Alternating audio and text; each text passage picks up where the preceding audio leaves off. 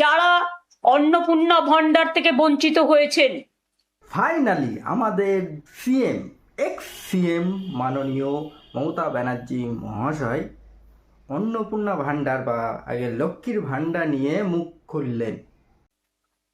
লক্ষ্মীর ভান্ডার থেকে বঞ্চিত হয়েছেন।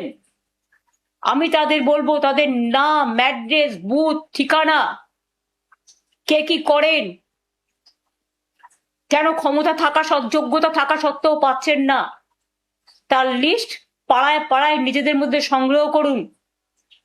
আমাদের এক্স মুখ্যমন্ত্রী কি বলছেন, যদি মিছিল যে অন্নপূর্ণা ভান্ডার নিয়ে মিছিল করবে, যদি পথে নামতে না দেয় আইন প্রশাসন, তাহলে তিনি সন্ন্যাস গ্রহণ করবেন। ফেসবুকেই থাকুন আপনি, বিকালবেলা আপনাকে রাস্তায় বেরোতে হবে না,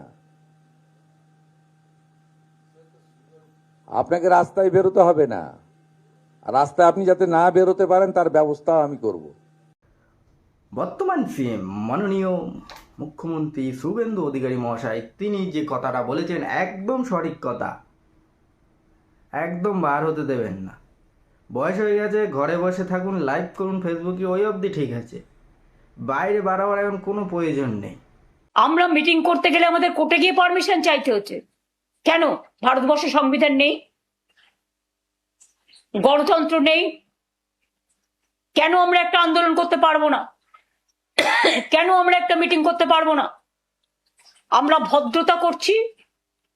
27শে জুলাই পারমিশন চেয়েছি আমরা পুলিশের কাছে 28শে আগস্টের জন্য, আজ পর্যন্ত পারমিশন পাইনি। কোনো জায়গায় মিটিং এ পারমিশন দেওয়া হচ্ছে না। কোনো বিয়ে বাড়ি নিলে ভয় দেখানো হচ্ছে, ডেকোরেটরকে ভয় দেখানো হচ্ছে। কাদের নিয়ে মিছিল করবেন? এতদিন ধরে তো আপনি দুধ কলা দিয়ে বিড়াল ভেবে খালসাপ পুষেছিলেন, তো তারা তো আপনার সাথে নেই, তো কাদের নিয়ে আপনি রাস্তায় বেরোবেন, মিছিল করবেন? দরকার নেই, ফেসবুকে বসে লাইভই করুন, ওই অবধি ঠিক আছে।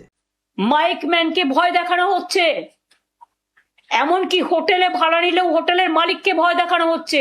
মাননীয় এক্স মুখ্যমন্ত্রী মমতা ব্যানার্জি মহাশয় মিছিল করার জন্য, পারমিশন করার জন্য অ্যাপ্লাই করে দিয়েছে অলরেডি, কিন্তু অ্যাপ্রুভ হচ্ছে না। তো বন্ধুগণ, যারা চ্যানেলটিতে নতুন আছেন সাবস্ক্রাইব করে রাখুন, ভিডিও ভালো লাগলে অবশ্যই লাইক করুন এবং শেয়ার করে সবার কাছে পৌঁছে দিন।